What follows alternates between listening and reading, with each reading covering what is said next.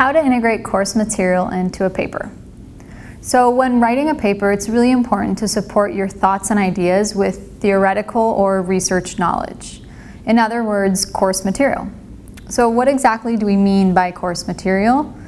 It can be class articles or class textbooks, PowerPoint information from a video or podcast that you've reviewed in class, or a class handout.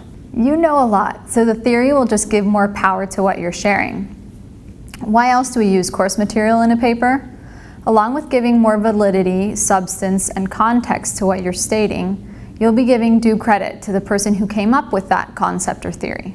So first, brainstorm the main points or ideas that you'd like to discuss in the paper. Jot these down. So you could make an outline or maybe just randomly jot them down and then go through them one by one, identifying which course material could help support that idea. You can see an example of this on the ASC document for this topic. Second, quickly review the sources that you've identified and pick between 1 and 3 sources for each overarching topic. You don't need to add a source after each sentence, but you do need to add one after you've explained the larger idea. So think about what led you to say and understand that, and use that source. Third, course material can be integrated by paraphrasing the author's idea or concept. And then remember to add a proper citation. In other words, put all that fancy language in your own understandable words. After paraphrasing the concept itself, remember to explain and elaborate on what it means, as if you were explaining it to someone who knows nothing about children. You can see an example of this on the ASC document for this topic. You can also add an illustrative quote into your sentence and then continue it with your explanation. Fourth, you can also add an illustrative quote into your sentence and then continue with your own explanation.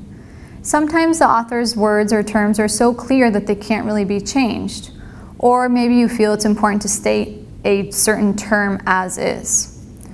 You can also see an example of this on the ASC document for this topic.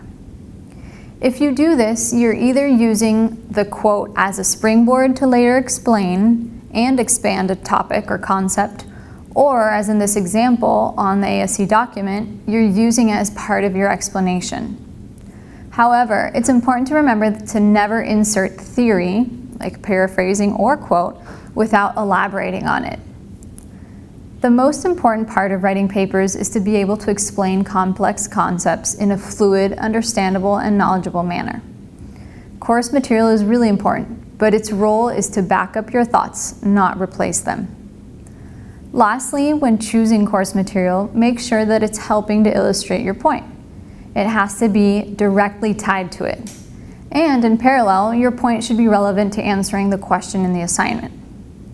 So maybe ask yourself why you're using that course material and why it matters for that specific question or topic. If you feel that it's relevant and important for the reader to know that in order to understand the topic or question, then you're on the right track.